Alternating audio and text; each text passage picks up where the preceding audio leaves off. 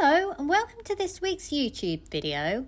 Are you unsure of varnishing a fresh piece of work that needs to be shipped quickly? Do you struggle with sunken in colours and are not sure how to prepare the painting surface when dealing with time constraints prior to shipping? If the answer is yes, then keep watching this video as I will show you what to do. I paint lots of animal commissions and often I am on a tight turnaround. This is the method that I use. Your painting must be touch dry. Usually a week is long enough for my painting to be touch dry, but I will test it just to make sure by taking a paper towel and gently rubbing it over a few inconspicuous areas on the painting. Usually the areas that carry white are the ones that take the longest to dry. As long as there is no paint residue on my paper towel, I know my painting is touch dry and okay to oil out. What is oiling out? When you first lay your paints, the colours look lush, glossy and saturated in colour, but as it dries, something strange sort of happens. The colours become dull, lifeless, and some passages, especially in the dark areas, can actually appear to dry lighter. This happens because the top layer of oil becomes absorbed by the layers underneath it. Why does this happen? It can happen for a number of reasons. It may be that the canvas is not adequately primed, although I have to say I give my boards 2 extra layers of primer and it makes no difference. I still get sinking in.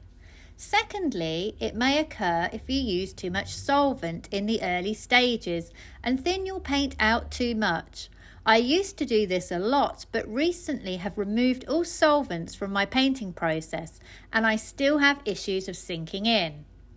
Lastly, it may be due to not applying the fat over lean rule when painting.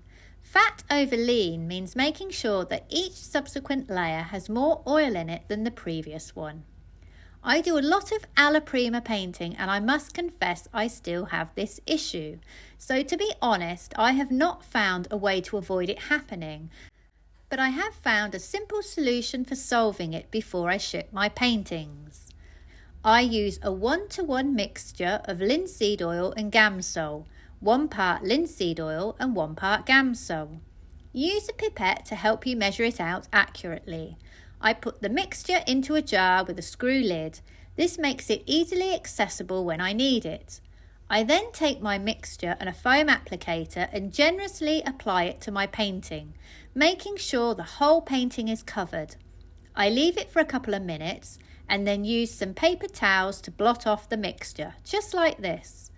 Once most of the mixture has been lifted off, I then gently run a dry towel over the top just to get any remaining mixture off. This is then left to dry for 24 hours. I may repeat the process if I feel it needs it. Once dry, you'll notice that the surface looks much better. You can either leave it as it is or varnish it with Gamvar by Gamblin. Gamvar has been formulated specifically for oil paintings that are touch dry. A note of caution though, you must remedy any issues with sinking in when using this varnish. That is very important. Gamvar can also be tricky to apply, so for more information on how to use it and varnishing in general, have a look at this video on my channel.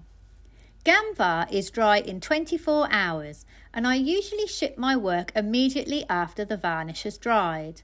I would recommend covering the surface in glassine paper before wrapping it in plastic or bubble wrap. This will protect the surface of a freshly varnished painting. Bubble wrap and plastic can mark and damage the surface of paintings. Glassine paper has a shiny surface and will not stick to the freshly varnished painting.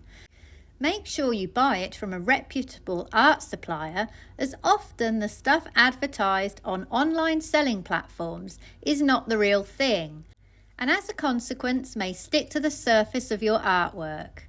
I hope you've enjoyed today's video and found it useful.